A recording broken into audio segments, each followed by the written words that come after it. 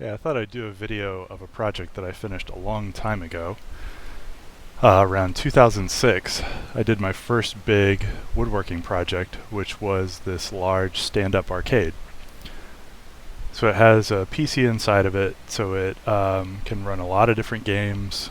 It can emulate them using MAME, which is Multi-Arcade Machine Emulator, I think is what that stands for. But anyway, I set out to make this arcade, and I wanted it to kind of have a wood finish and stained glass marquee and stuff like that, and make it look more like a piece of furniture than an actual stand-up arcade, which I hadn't seen really done before. So this video is just to kind of take you through that project, how it works. We'll do a little tour of it. So above the main screen, the bezel portion of the arcade is an actual stained glass window. My mom actually made this for me, so it's just kind of a geometric design, and it's backlit, so it lights up similar to how an arcade should, but again, stained glass. So which this is one of my favorite parts of the arcade here, the stained glass bezel. So this is the main screen, you can see there. That is a real CRT or tube TV, so you kind of get that vintage look to the games. There's a plexiglass screen in front of it with a stained plywood frame around it, again to kind of fit in with the rest of the arcade. So the sides of the arcade are all stained plywood with polyurethane on top to seal them up and protect them. And again, this was all done to kind of make it look more like a piece of furniture than an arcade. The back of the arcade has these perforated panels on them, mainly to give it a little extra ventilation, but I made them so they slide in and out like this, so you can access the rear of the arcade. So, and this is the back side of the TV and all the kind of supporting structures, so it's very accessible.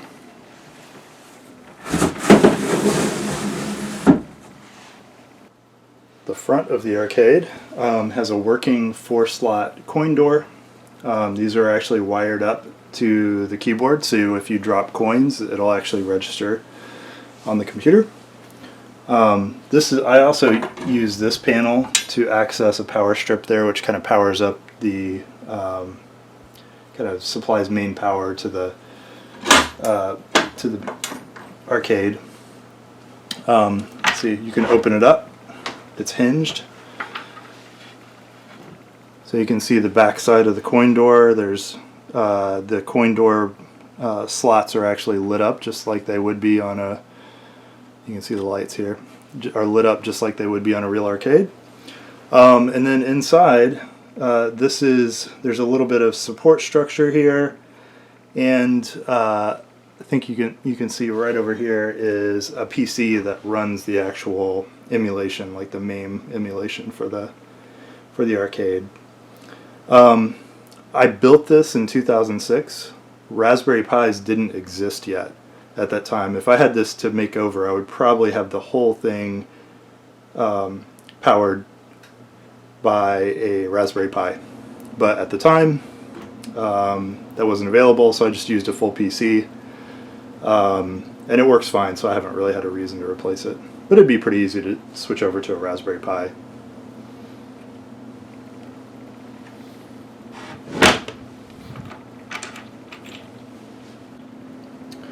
Just below the monitor here, and forgive the sun that's coming in through the window, but just below the monitor here there's actually a secret access door that you can flip open, and you can access the power button and the controls for the TV.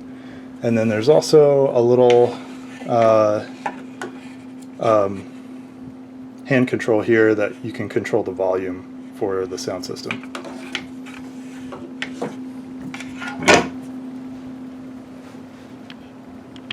This is the main console there are buttons and joysticks for 4 players on the bottom tier here, and a trackball for trackball games. The trackball also doubles as the mouse, so you can navigate around the PC. It's actually running an old copy of Windows at the moment. And then the top tier is for the more specialized controls. So there's a flight stick that you can use for like flight simulator type games. There's another joystick, and then there's a spinning wheel for games like, Arkanoid or something like that. And then some extra buttons that can be mapped for different things. So the top tier here, I designed it so that you could actually remove it like this, and it's actually wired up with connectors, so you can disconnect it pretty easily. And the idea was that I could make different tiers with different controls on them. I never ended up making another one because I kind of didn't need to, or I couldn't think of a good enough reason to make another one. But if you ever wanted to, you could basically make another one that will just pop right on these pegs and fit right on. So that's kind of a neat feature. So another cool feature is, I'm not going to do it right here on the video because it's takes a little bit of time, but under here you can actually disconnect. There's some threaded rod that runs through both the bottom tier and this top tier, and if you remove those threaded rods, you can actually take this whole top tier off, and once the top tier is off, you can actually lift up this bottom tier is hinged, and you can lift that entire bottom tier that's off, and it will hinge up like this. This is the main control panel, but lifted up. So this is the underside of what you usually see. So I've got 2 hinges on here, so you can just easily open and close it after taking the top tier off of it. But here, this allows you to easily get to all the buttons and anything. If you ever need to tweak anything, or rewire anything, or replace anything, it's not too hard. Everything's pretty much screwed down here. So you can see where all the buttons are. Here's the trackball, joysticks, etc. Here's kind of some I/O wiring modules on either side so all the wires can be screwed in via screw terminals.